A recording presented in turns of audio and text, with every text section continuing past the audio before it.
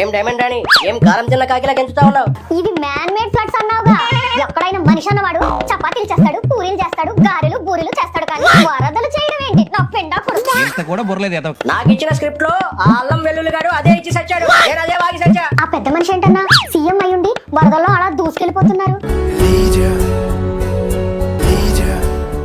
అప్పట్లో కచ్చులూరి బోటు ప్రమాదం జరిగి 55 మంది చనిపోతే నువ్వు అలా హెలికాప్టర్ లో వచ్చి ఇలా ఏరియాలో సర్వే చూసి వెళ్ళిపోయావు, గుర్తుందా?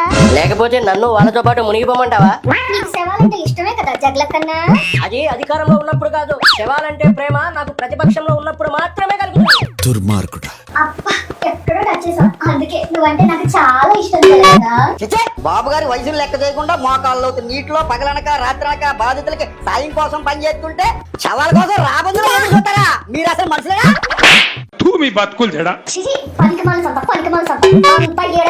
ఏం డైమండ్ రాణి ఏం కారం చిన్న కాకిలా గెంచుతా ఉన్నావు? ఇవి మ్యాన్ మేడ్ ఫ్లడ్స్ అన్నావుగా.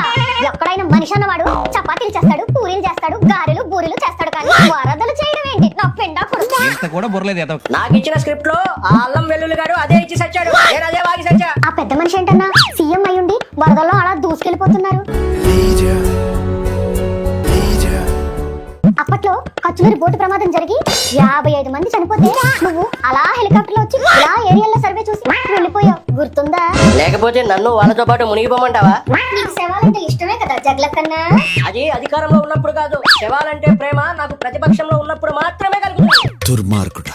అబ్బా ఎక్కడో టచ్ చేసావు, అందుకే నువ్వంటే నాకు చాలా ఇష్టం కదా. చిచ్చే బాబు గారి వయసును లెక్క చేయకుండా మోకాల్లో నీటిలో పగలనక రాత్రనక బాధితులకి సాయం కోసం పని చేస్తుంటే శవాల కోసం రాబందులు చూస్తారా? మీరు అసలు మనుషులేనా? మీ బతుకులు చెడా. బతుకులా